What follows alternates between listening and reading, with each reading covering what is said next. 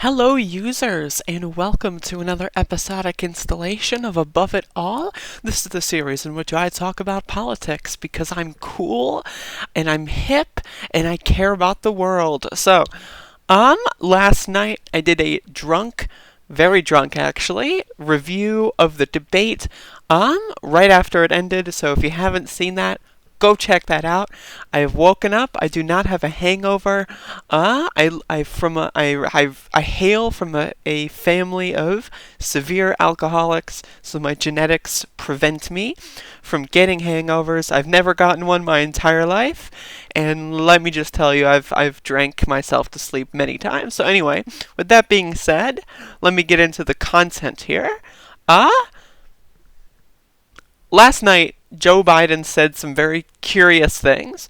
The problem with Joe Biden is that if you're a Joe Biden supporter and you call out Donald Trump for lying, you are a stupid person, 2, morally bankrupt, 3, probably a psychopath, and then 4, a hypocrite. So with that in mind, let's play this clip. You just be straight with the American people. I am saying that you have been on the floor of the Senate time and time again talking about the need to cut Social Security, Medicare, and veterans programs. Is that true or is that not true? No, it's not true. That is not true? That is not true. What is true is, when I argued that we should freeze federal spending, I meant Social Security as well. I meant Medicare and Medicaid. I meant veterans benefits. I meant every single solitary thing in the government.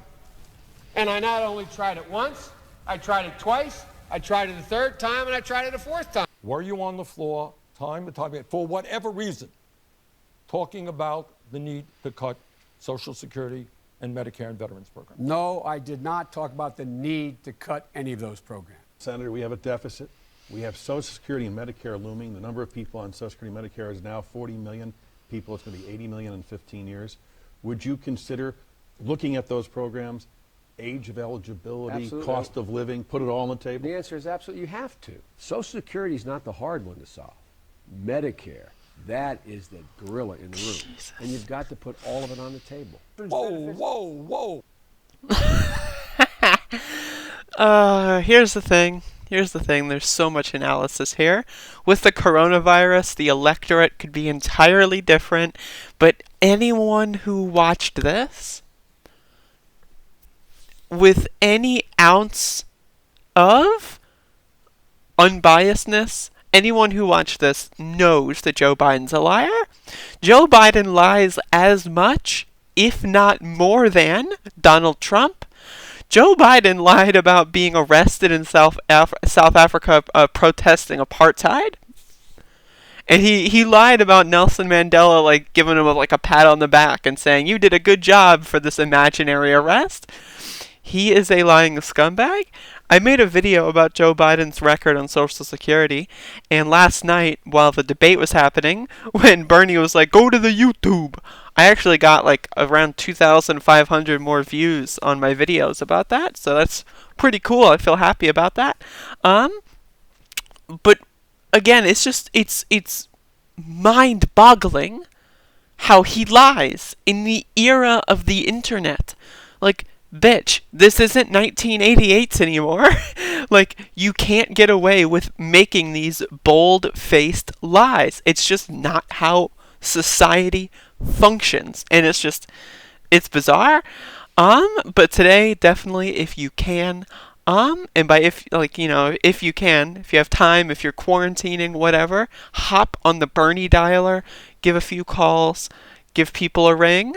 Let them know about Joe Biden lying, because I said my fundamental thesis from my synthesis, if you will, from last night's debate was I don't know if Bernie did enough to move the needle, and the definition of enough is very inconsistent, and it could be enough if we propel him and get those calls out, convince people, tell people, yeah, Joe Biden lied, just look it up. I can play the audio over the phone.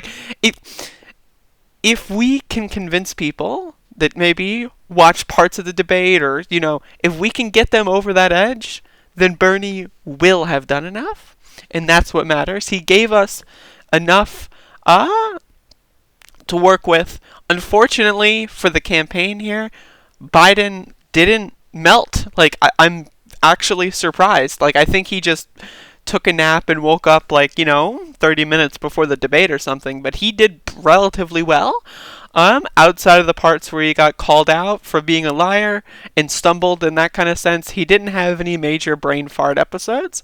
But he's still such a scumbag, yo. Like, he is not a good person. Not a good person.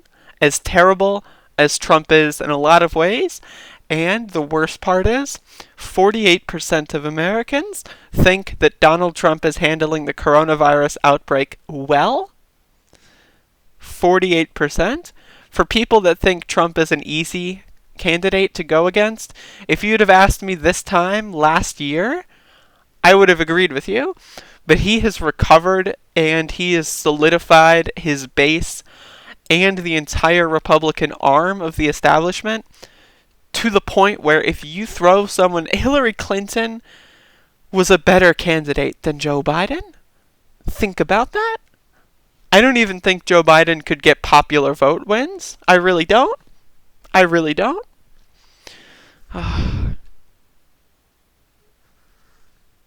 That's all I've got to say.